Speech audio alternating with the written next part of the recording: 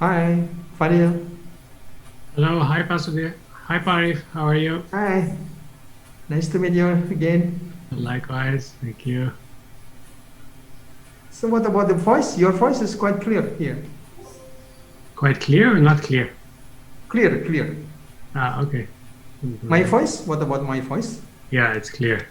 It's clear, yeah? Okay.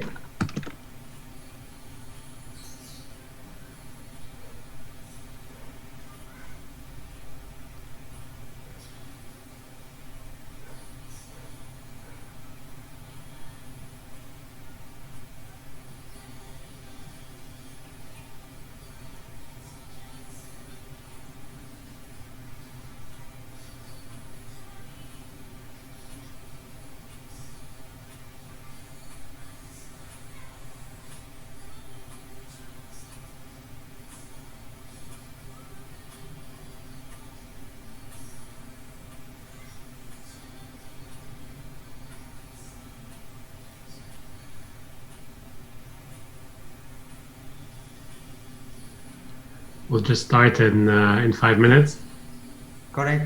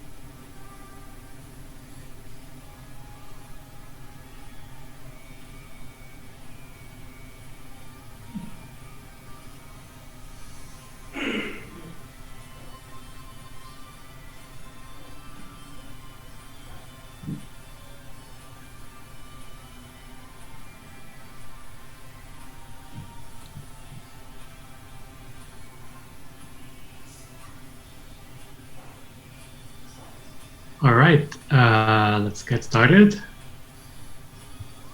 Well, Salamat sore, first of all, to everyone in Indonesia. Can you all hear me well? Ya, selamat sore. We're thrilled to be hosting this webinar today with our partners from Indosat. I'd like to thank you all for joining us. And I'd like to welcome Pa Arif, who is a director and the chief strategy and innovation officer at Indosat Ooredoo. Welcome, Pa Arif. Yeah, thank you, Pak Fadil. How are you? Well, thank you. We're hosting this webinar today to hopefully offer you practical insights around some of the opportunities and skill gaps that now exist in Indonesia as a result of the recent pandemic. A bit of background on Nexford just to start with, for those of you who don't know. We are an American university based in Washington, D.C., offering courses, certificates, and degree programs, 100% online. If you can believe it, even today in the year 2020, when people are talking about things like space tourism, only about 10% of the world population actually has a bachelor degree. We're here to change that, and hopefully in partnership with Indosat, we'll be able to change that figure in Indonesia. Well, we believe that lack of education is really the root cause of most world challenges. So we launched Nexford with a vision to make high quality yet affordable education accessible to people all across the world.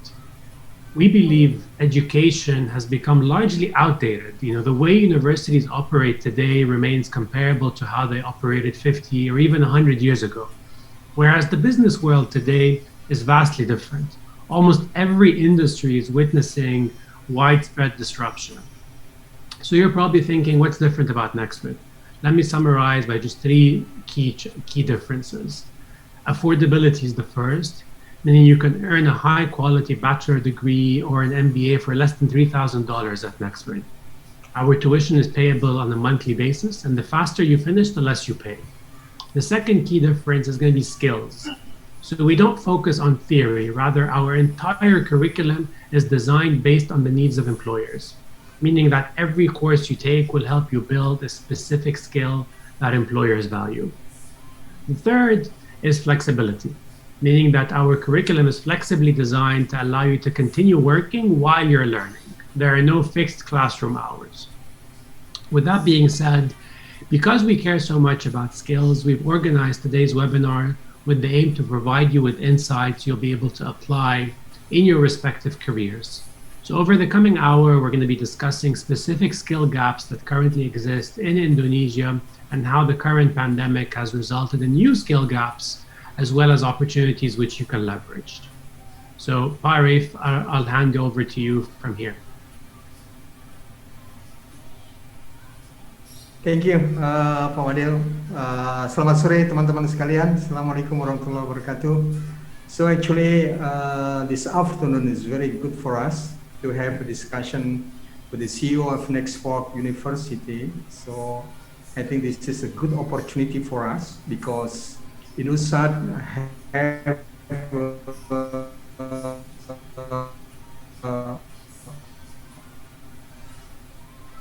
Nexford University, so we can do a program together.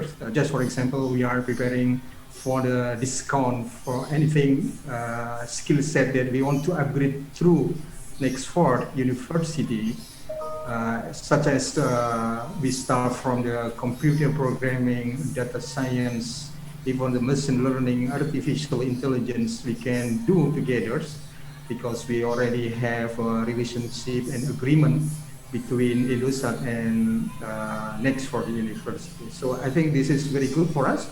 And so that's why we dedicated this program to all Indosat customers because we know well the value of our customers, especially for the young millennial in Indonesia that very hungry with the new kind of the skill technology that they want to absorb as soon as possible. So that's why a lot of actually training center in the online that I think the millennial Indonesia already subscribed. However, Together with Indosat and Nexford, we offering quite special that Pak Fadil already mentioned, some uniqueness from the Nexford University. So Indosat not just give some discount for the course, but also Indosat preparing for the quotas.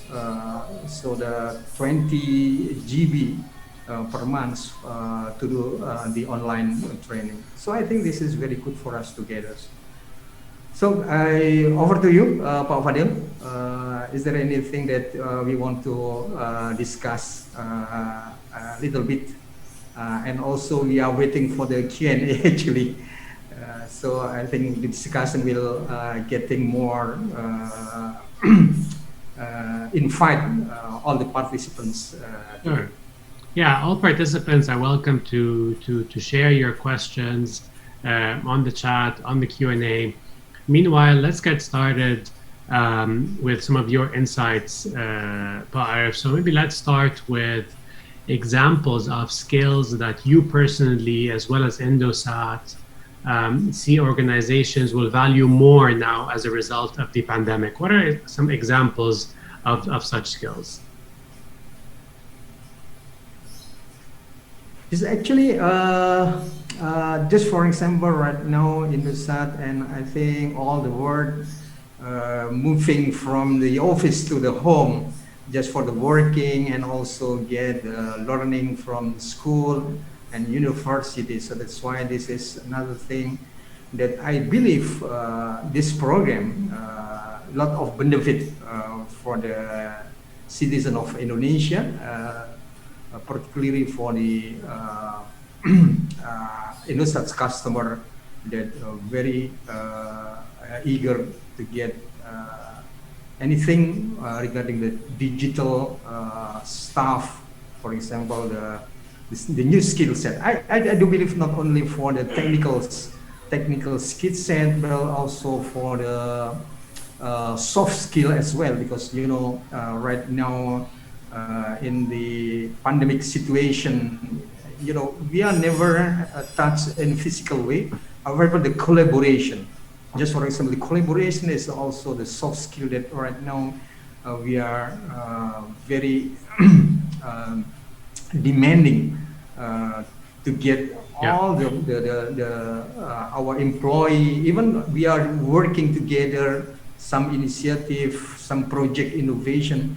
We are doing the in this very remote area. However, we are can doing together because we are have the skill set or the soft skill in the collaboration.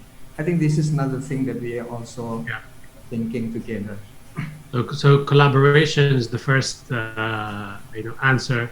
Essentially, you're saying that as a result of people having to work from different locations now, employers are valuing these skills or collaboration skills more so than perhaps before. So in terms of remote working, a challenge everyone's facing all across the world, whether it's people who are studying online or working online, it's maintaining productivity. So some meetings used to happen, together in person. So in terms of remote working while maintaining productivity, what are some learnings from Indosat perspective that perhaps other businesses or startups in Indonesia could benefit from when attempting to maintain productivity while working remotely? Yeah, I think this is a very good question because we are already 7 months actually doing with this working from home or even working from everywhere actually. And fortunately, right now we are already have a lot of lesson learned.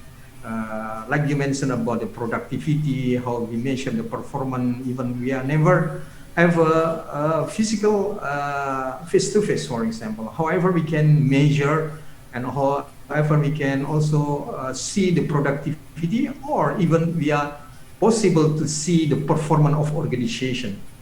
So I think this is about first how we can save our mindset, and second one Of course, we have some policies that we also change because we are very different ways doing working. And the third one, even this is also very important, is about the tools. So we combine about the mindset, and the second is about the policies, and the third one is about the tools, because a lot of tools that we adopt come along with this pandemic. So I think this is a part of how Indosat actually run and operate, doing the business, and we can still maintaining the productivity and also the performance this company actually. Thank you. Okay, let's move to talking about innovation, Arif. So, Yes. during the past 7 months, how did Indosat encourage innovation during the pandemic, or was it increasingly challenging as a result of people working remotely, or did you not face any such challenges? Yes, actually, we have the regular yearly program for the innovation. However, no one can predict that we are facing right now the pandemic itself. But we changed very quickly. This is a part of the learning agility from the Indosat side. So right now we are running in the three big major activity in innovation. First, about the in-house innovation. So we are still in fight. Even we are never physically face to face. However, we in fight, and we are still running with the 10 teams, 10 squad for the employee of Indosat that right now running their ideas. So this is what we call the Lightning Innovation Program in Indosat. So all employee right now already in the stages for product validation, because they already finished the idea validation with the tools, so we can share any kind that they are have a problem that they can share together, so we can solve quickly and they can moving forward to deliver their idea, become the prototype. Yeah. The second one is about the open innovation. So right now we have actually yearly there is a hackathon. So this year we are running the virtual hackathon. Okay. So this is quite interesting, and we already kick off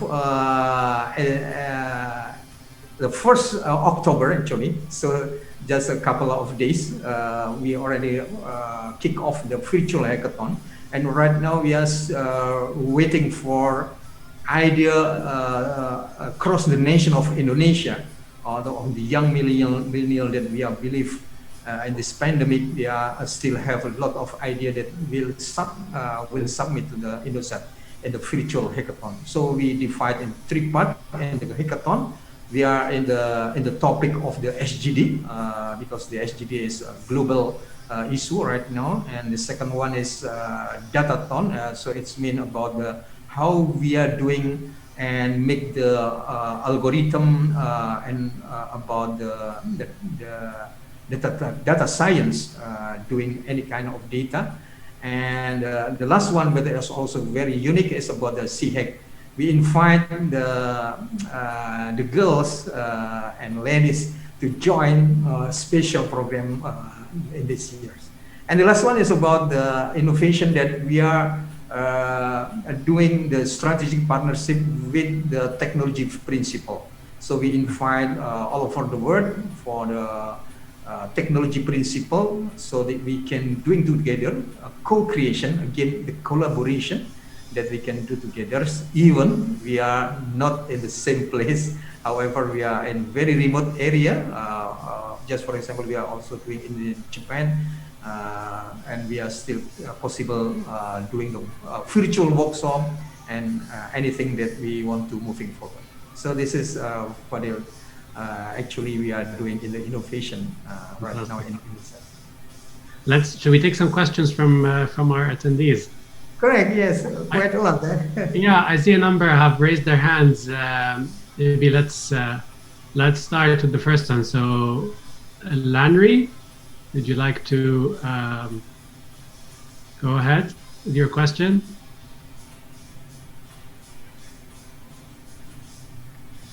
Landry? This Landry.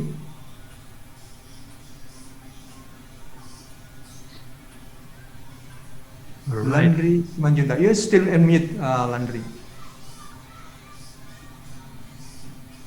Okay, let's move on to someone else, maybe. Danny?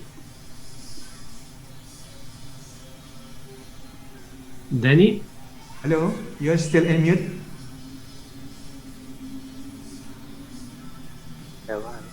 Yes, go ahead, Danny. Yes. Silakan, Mas Denny. Hello. Okay. Have a problem. They can maybe chat instead.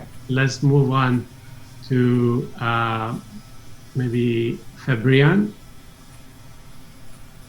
Silakan, Mas Fabrian, masih mute, masih mute. Mas Fabrian, Ya. Ya. Ya. Silakan. Assalamualaikum warahmatullahi wabarakatuh.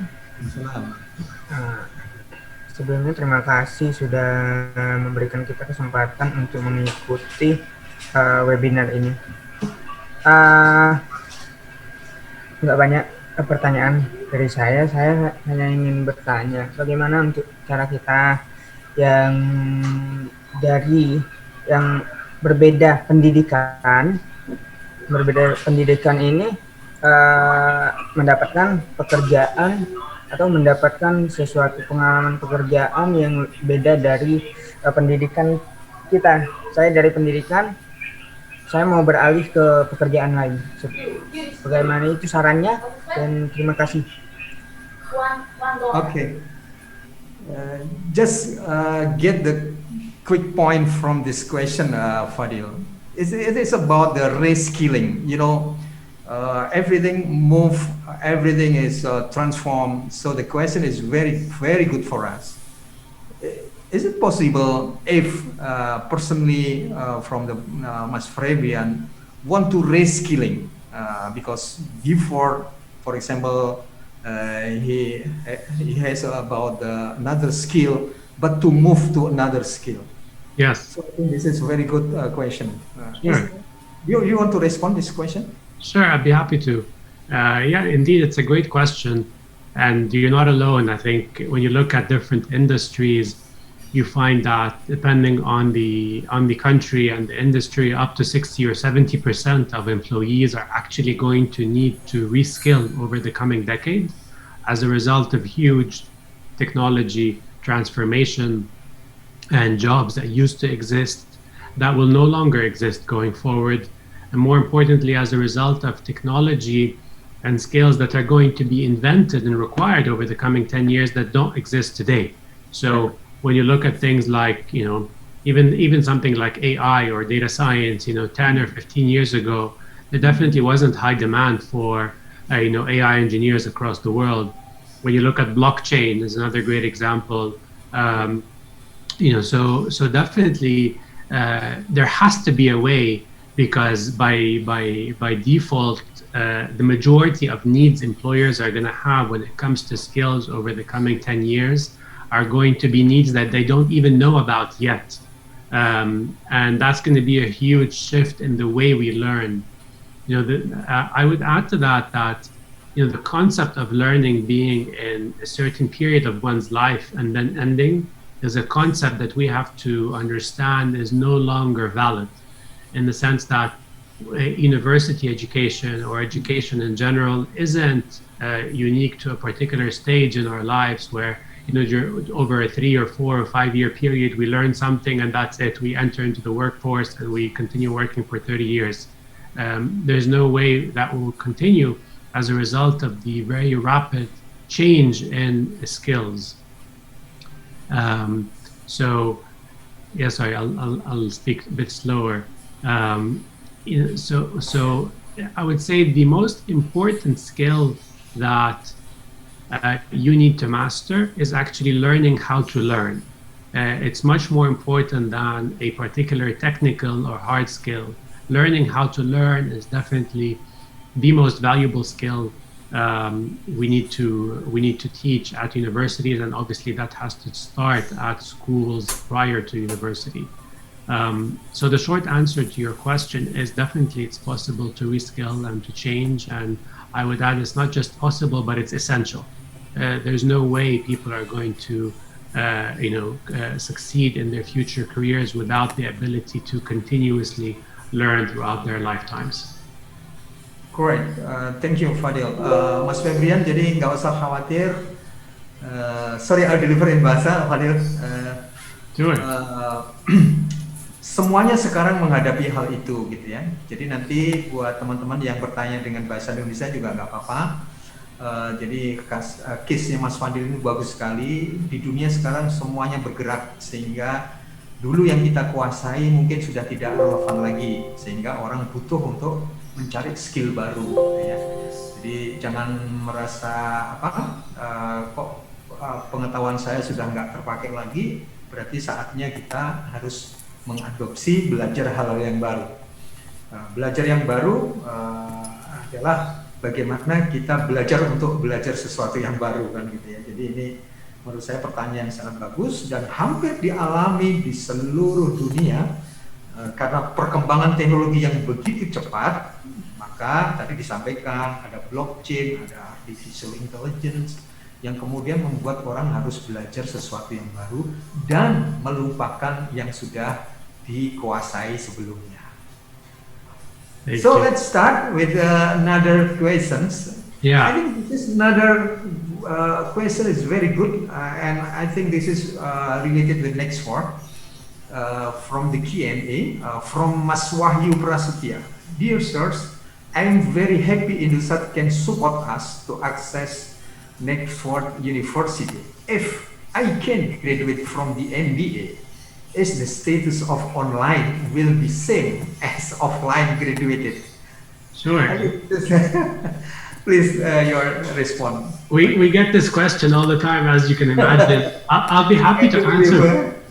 I think we have a unique opportunity here to answer from two different perspectives. I will answer from Nexford's perspective, and then perhaps you can answer from an employer perspective, if someone is applying to your department. Yes. So first of all, in the US, there is actually no difference between an online degree and an offline degree when it comes to licensing and quality standards. So when we applied to become a university in Washington, D.C., when we first launched, our application allowed us to determine or to choose if we want to open a campus or to start online completely, and both standards are exactly the same. So our degrees don't actually state online or offline. Having said that, we think that the skills one would gain from an online program are directly comparable in quality to an offline program. And the way one should evaluate universities is not based on modality. And if you look today at almost every university in the world, they're teaching online, right? Even the campus-based experiences have been forced to teach online. So the learning from that is, the place of instruction or the method of instruction is not what determines the quality of a university.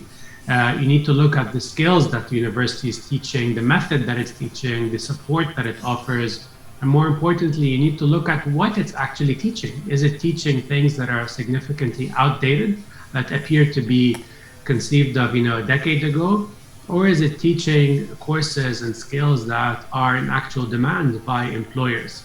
And today, data is available online, so you can very easily go online today and look at what are the top skills and highest demand by employers all across the world. You can talk to your own employers, and then you can compare that to what university like Nexford is teaching or other universities. So in conclusion, I wouldn't really say that teaching online or offline is what determines the quality. I would add to that, just the last point is that there's a lot of research actually published online that actually shows results from university graduates who study online versus graduates who study offline, and there tend to be a number of clear advantages to both. Those who value more social interaction and want the social experience will want to go to a campus. Those who graduate from online programs actually statistically tend to be more disciplined and better problem solvers, and therefore tend to develop better critical thinking skills. So that's my answer. Parv, I mean, I would love for you to answer from your perspective in your department. If someone applies to you, do you evaluate based on, they studied online or offline, or what criteria would you look at? Yeah, actually right now, Indosat when hire for the new employee, just their capability, the skill set. So actually, the background education, sometimes we are not give a lot of the attention, but this is a part of the portfolio, the CV portfolio of the candidate. So that's why actually when we do the interview, for example, we exploring their portfolio, for example, in the data science or even in the machine learning, for example, we can discuss a lot about the portfolio, because their portfolio, their project that already they already done in the past, it is about that good learning that they already have experiencing before. So that's why we emphasize for the portfolio, not for this what is the certificate, for example. Yes, the certificate is part of what we can see the standard of their professionalism, but finally we see when interviewer is using their experience and also their capability. So this is my point regarding. So don't worry. Whenever you get the skill set that give you moving forward to get the opportunity for working, I think this is very important for us. Great. I think still a question, Pak Wario. This is a very good question as well. The question, because they are asking about wait a moment.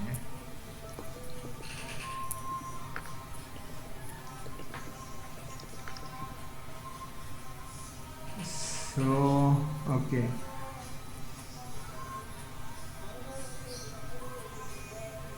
See. We have a question on new skills and courses we need to learn. Yes. Should we take that one? Yes, so, please. So maybe from your perspective, Parif, can you give us examples? So we talked about collaboration earlier. What are other examples of new skills that people need to learn as a result of the current pandemic? And then I'd be happy to follow up on which of those Nexford teaches. Yes, actually this is very interesting when we are talking the collaboration. When we start the initiative for innovation, this is not a matter of the technology background, but also we need, for example, the commerce skill set, and as well as for the business skill set, for example. So we cannot just rely on one skill, but rather than we combine everybody capabilities, so we can create and start with a very good initiative, because we can see from another angle when we are talking one problem. Just for example, we are right now doing for the new technology that we are right now adopting is about the Open RAN. So the Open RAN, of course, this is about the technology for the basically starting off this problem. However, we are doing together, and what is the perspective the Open RAN but in the commercial perspective, but in the business perspective, is very interesting answer, and we can enrich our solution because we get a lot of perspective how they can see in the same of problem. So finally, we find out the comprehensive solution because one problem have a lot of angle and have a lot of idea that we can combine together. So right now we can moving forward in very good way because we are very have a strong belief to execute this initiative because we have a lot of team that doing together in this initiative. So this is the important for the collaboration actually, Papa. Fantastic. I'd like to add to that. So some examples. So if we were to look at what data is telling us for 2020 in terms of soft skills, actually, creativity is the #1 soft skill in highest demand by employers around the world. Yes. If we wanted to take a quick look at, the top 10 most in-demand hard skills, so based on data, so this is data published by, LinkedIn, who we have a partnership with, and they analyze, millions of job vacancies across the world.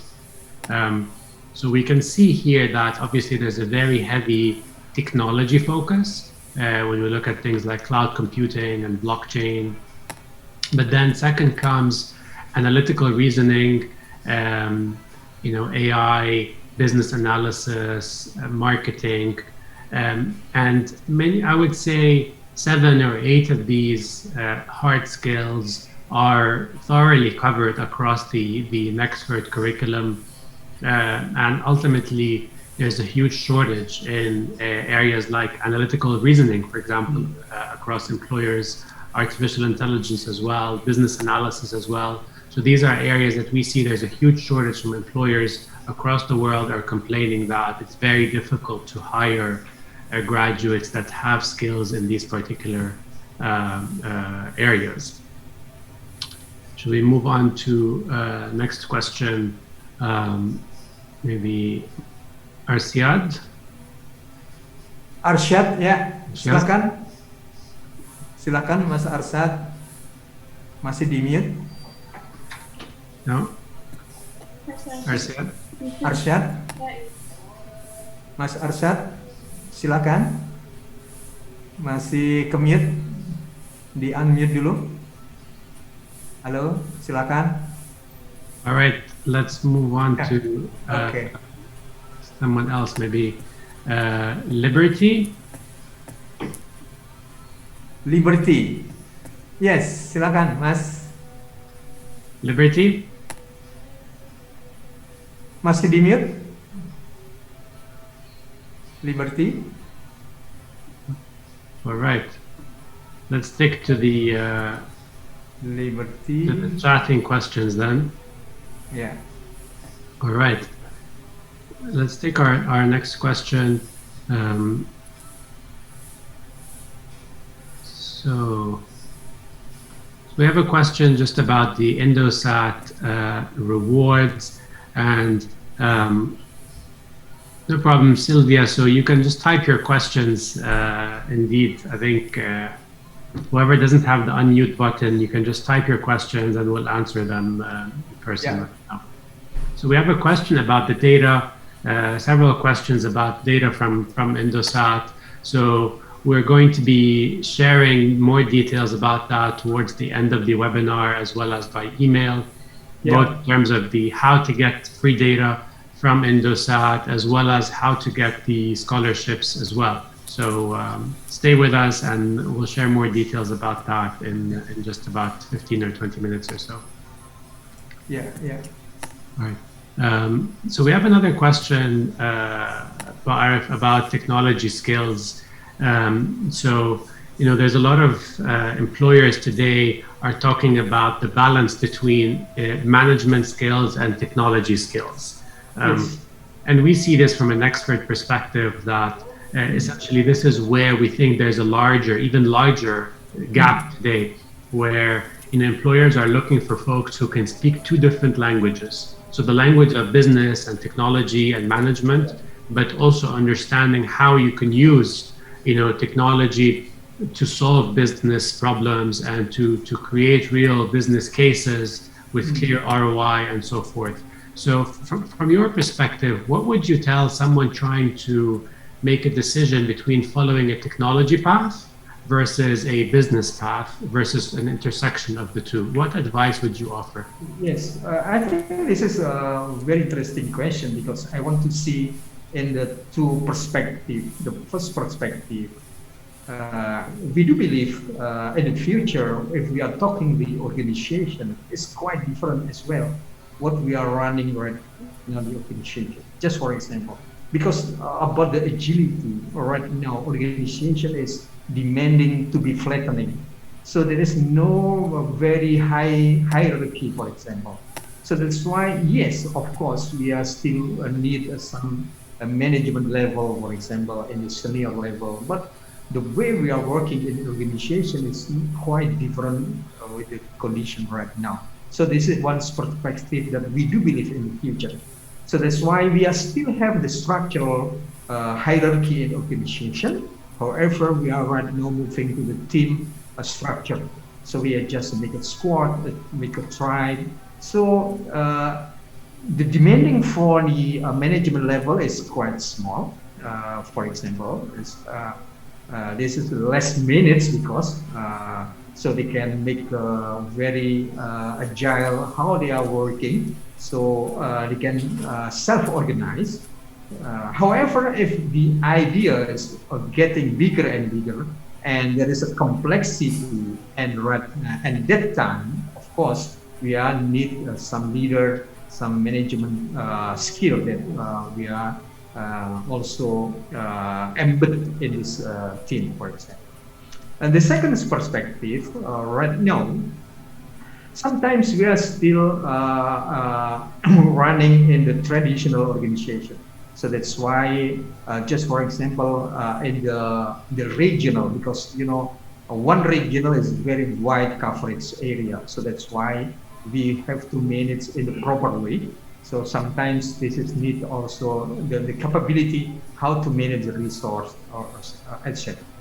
And of course, beside of this capability in the management capacity, we are talking about the digital skill set. So that's why we are fostering our employee, not only in the management side, in the leader side, leadership side. However, we are driving all our employees to open that opportunity with adoption for the upskilling, even for the reskilling. This is for the Yeah. We have another question about from Yusuf saying, the world of IT is very broad. So it goes from mobile developers to web developers to AI engineers. So what would you advise if someone wanted to narrow down their focus on specific technology sectors over the coming years to become more competitive in the job market? What are examples of the top skills that you think there's going to be the highest demand for? Yes, right now, because we are not in the single capability in a certain area. So that's why we introduce with the T shape, like the T. So there is a T in the vertical lines. We are talking of very deep capabilities, very advanced skill set. However, because we have to do in the collaborative and the co-creation with others, so that's why we have a horizon line. So like the T character, so there is something that we also have no. Just for example, even I'm a back-end developer, but of course we have to know a certain level for the UI UX, for example, because UI UX also have a connection with the back end on all, even for also the on front end. So that's why the T-shaped capability, the skill set, I think today is mandatory for everyone. So we can make easier to make the communication because we are also understanding the skill the others, but we as personally we have very deep and advanced skill. I think this is another thing that we have to prepare in everybody. Yeah. All right. Thank you. We have a question from Irwan, who's asking, how to increase digital learning engagement and improve learning experience. So, from my perspective, and there's also a third part about that, how to control integrity in digital learning.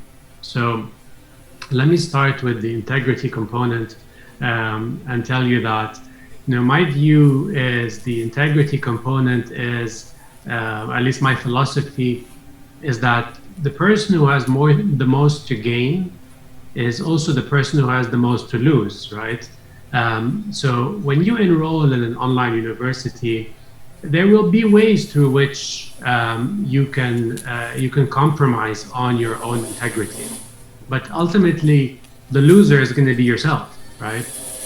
So our duty as a university is to put in place a number of measures, and we do, such as verifying people's IDs, such as doing some live videos.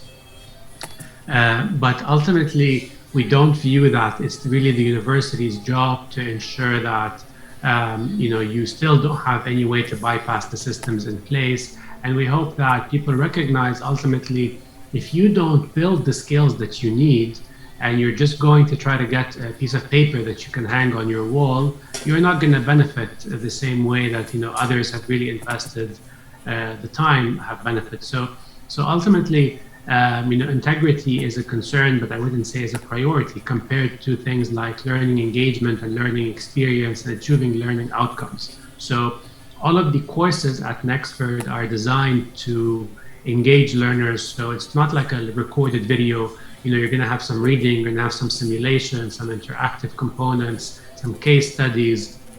You're going to have a lot of interaction with faculty as well as other learners. You're going to have team projects that you're going to work on.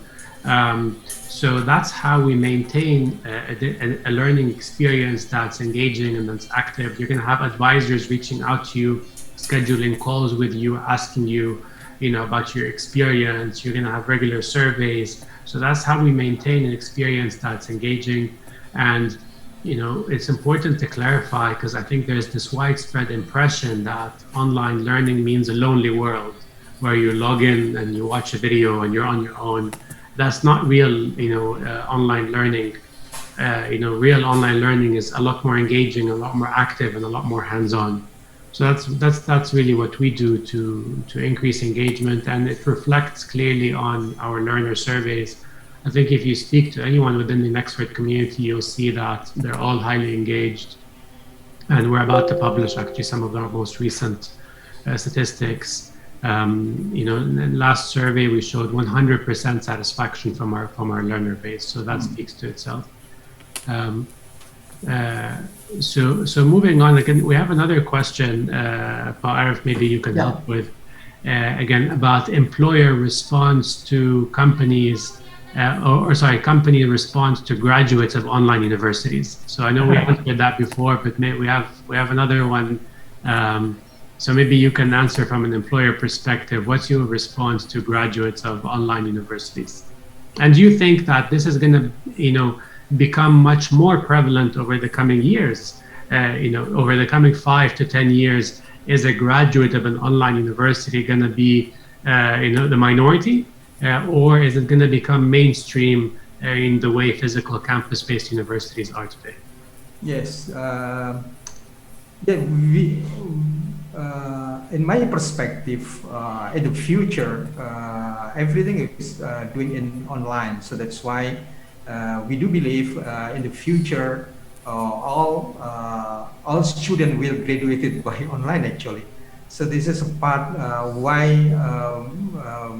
we are happy have the relationship with the Nexford University, because have the same vision in the future regarding how we learn something for the future.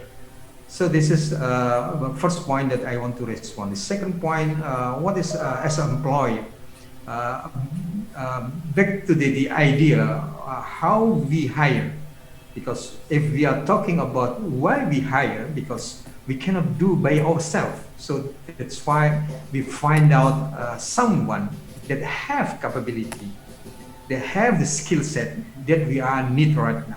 So no matter this is online, offline, but they can demonstrate their capacity and their capability, their skill. So I think this is the right time for the candidate to join with Indosat.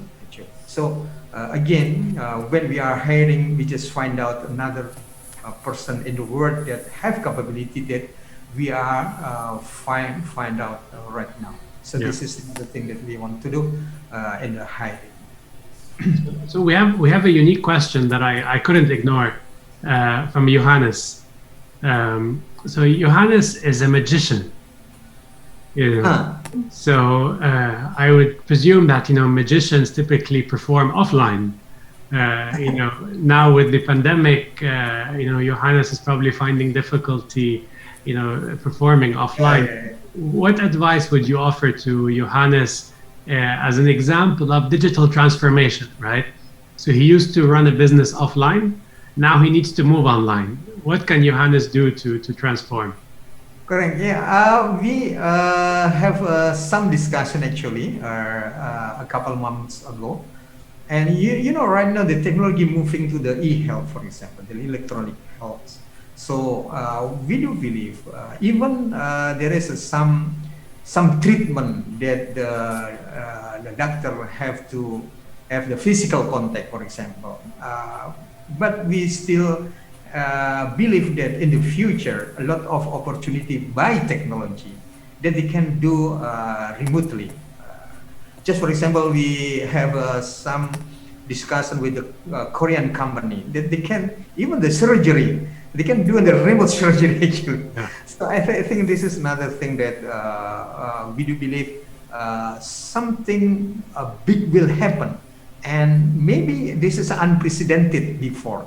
So that's why even in the medicine, even in the area that maybe right now we think it has to be in the offline. However, in the future, everything can bring to the online. Everything can bring the virtual. So that's why this is another thing why even in industry and the university right now doing together, make the collaboration to see another view in the future. Yeah, indeed.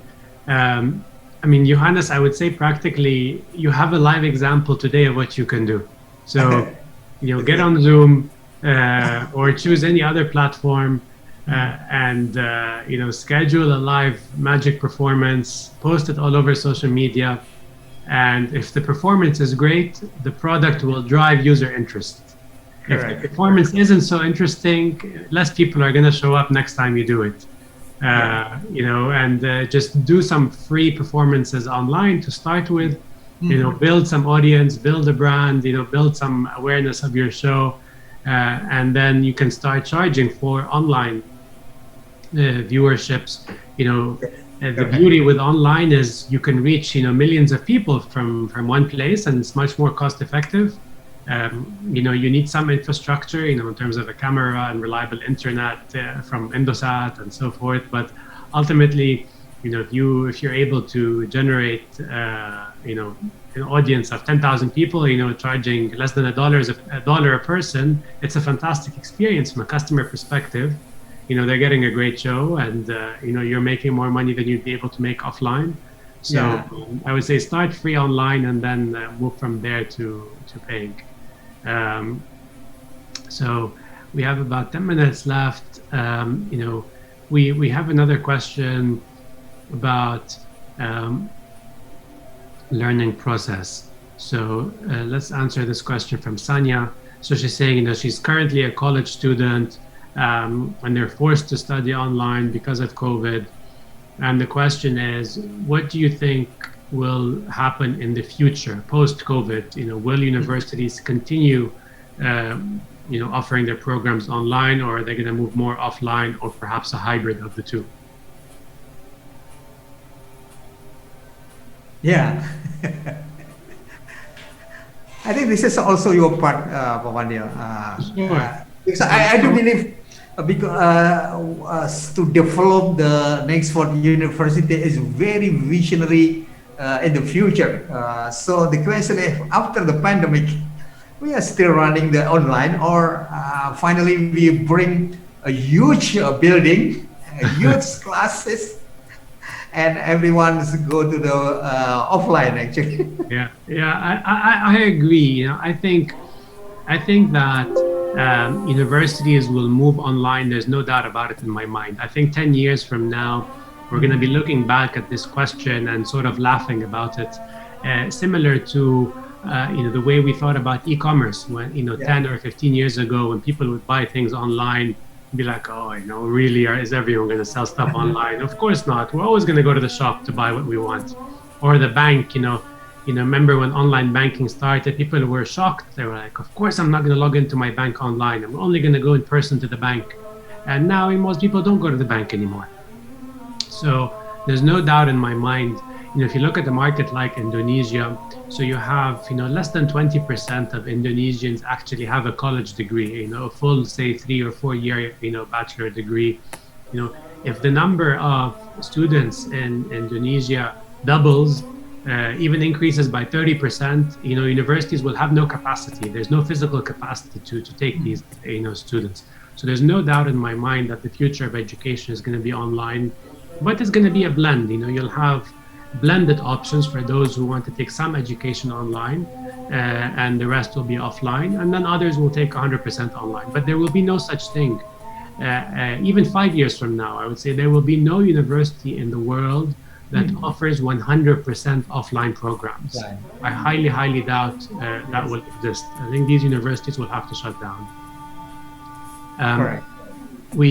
There's a great question we have from Ahmed Sulis, who's asking about getting jobs based on skills, saying, surely every company updates their job requirements, the skills, so skills are moving very fast, right? The rate of development is changing very fast, and therefore, how can people actually learn what they need, given that the needs of employers are actually changing? I'd like to just offer an expert's perspective on this, in the sense that, we update our curriculum on a continuous basis, and we use a technology-based approach to identify the needs of employers on an ongoing basis. Using technology, we analyze job vacancies online every day. So far, we've looked at over 30 or 40 million job vacancies, and based on that, we're able to identify the needs of employers and update our curriculum on a regular basis. The needs are continuously evolving, and they're going to continue evolving. But from your perspective as a learner, I think what you need to focus on is really, the how to learn how to learn. And once you get in the habit of dedicating time on an ongoing basis to learning, and also getting into that, psychology that learning doesn't end, you will enable yourself to learn. It's not just through Nexford. There are many providers of lifelong learning, but you need to understand that learning in itself is lifelong. Once we understand that, I think that will open up the doors, and it'll open up our own minds to the possibilities and the avenues that exist to build our skills on an ongoing basis. Yes, very good.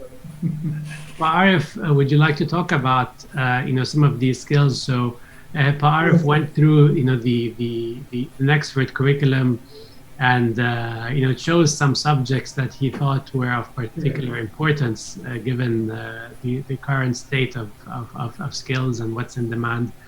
So we have here 6 of these courses specifically.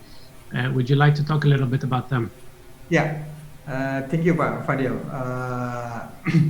So this is another another thing that we are doing together, Nexford and Indosat, Ooredoo, in this webinar, we offer 50% off for any kind of the course very popular in the Nexford University. So I think this is you are very lucky today to get the 50% off.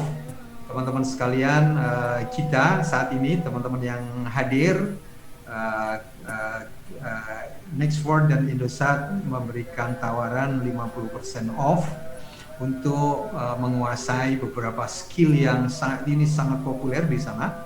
Just for example, there is a data science for decision making, kemudian ada juga yang teknologi dan operation management, dan robotic automation, artificial intelligence, cyber security, dan teman-teman yang suka startup bisa nanti di entrepreneurship dan innovation. Jadi ini hanya di webinar ini. Sekali lagi terima kasih atas kehadiran teman-teman, 501 partisipan yang hadir pagi sore ini gitu ya. Yang bersama-sama dengan kita diskusi tadi, tidak semuanya bisa kita jawab, mohon maaf, tapi kita bisa korespondensi nanti terus, dan manfaatkan 50% off from the Nexford University most popular courses. Jadi manfaatkan waktu luang kita selama ini untuk upskilling or skilling, untuk mengambil short course yang menurut saya sangat bermanfaat untuk kita dan masa depan kita. This is my message, Pak Fadil, regarding this opportunity for our audience in the webinar. Sure. Yeah, just to recap, so all attendees of this webinar are going to get the opportunity to enroll in any of these courses with the 50% scholarship. You're also going to get the opportunity to enroll in any of our degree programs with a partial scholarship, in addition to free data from Indosat for the duration of the program. So if you're enrolled in a bachelor program, for example, and you spend 3 years in that program, you're going to get free data on a monthly basis until you complete the program. You're all going to get more details by email, including a voucher code that you can use to enroll in the courses or in the degree programs at no cost to you. So I'd like to take this opportunity again to thank all of our attendees from all around Indonesia. Hopefully after the pandemic, we'll get to see you all in person. Indonesia is one of my favorite countries, I have to say, around the world. So thank you all again for attending. Pa Arif and the Indosat team, we value your partnership, and thank you for joining us today as well. Any closing comments from you, Pa Arif? Yes, thank you, Pak Fadil, for your joining with us in this webinar. I think this is very useful and give the benefit a lot for the millennial in Indonesia. This is a very good opportunity to leverage to creating the personal value for everyone in Indonesia, because there is some courses even about the graduates that we can join in the Nexford University. Teman-teman sekalian, terima kasih atas kehadirannya, atas bergabungnya bersama-sama di program Indosat hari ini. Kita mengundang teman-teman untuk bisa bergabung di program yang bagus ini, yang akan menaikkan personal values kita dan mempersiapkan diri kita untuk siap menghadapi tantangan ke depan. So, thanks for everyone. Thank you. Thank you. Bye. Bye-bye.